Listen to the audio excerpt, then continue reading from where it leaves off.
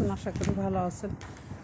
আমি এই যে উঠলাম 10টা বাজে, শুই, কাজে যাচ্ছি। কালকে এসে শুয়েছি অনেক রাত্রে। ওই যে কিভাবে বানায় কাটছি, আইতে আইতে অনেক দেরি হয়েছে। আজকে কিন্তু আকাশটা ভালো না,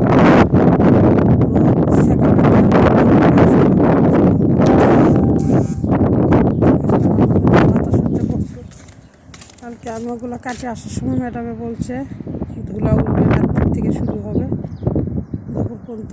যাই হোক, সারাদিন এই আর কি।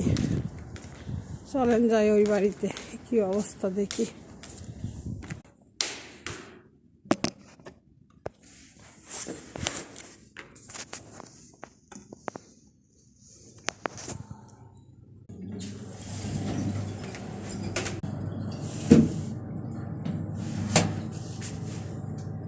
শরীরটা ভালো লাগতেছে না আজকে, ঠান্ডা লাগছে। আবারও নতুন করে রাত্রে গোসল করছি।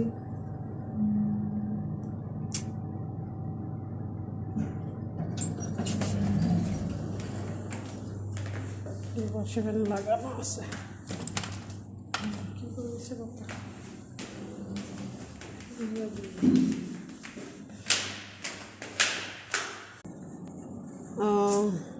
যাই হোক, ভিডিও কি করতে পারি। আমার গো মা আজকে তরমুজ লিয়েছে, সেদিন চলে আসছিল, খাইছিলাম।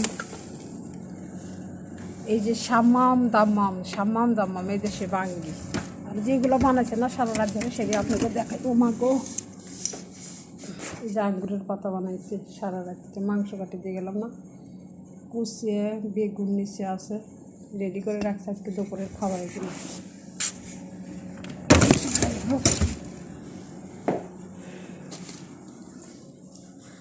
রাতের বেলা মনে হয় ফলমূল আনছিল, এই যে বাইরে যে ফলগুলো না হলুদ দেখায়, লটকা ফলের মতো কিনে নিয়েছি। কলা, ঈদের মধ্যে যে ফলগুলো আছে এইগুলো দিনে আর লটকা বিষ্ট হচ্ছে।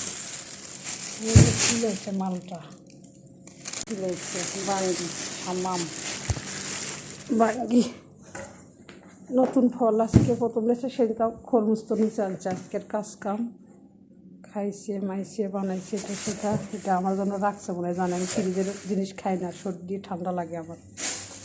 এটার মধ্যে বানাইব রাইস কুকার। যাই হোক, সবাই ভালো থাকেন। আজকের ভিডিও বাইরের দৃশ্য তুললাম না, পাকঘরের ভিতরেরই সিনারি তুললাম। এই ফলমূলগুলো গোছাই।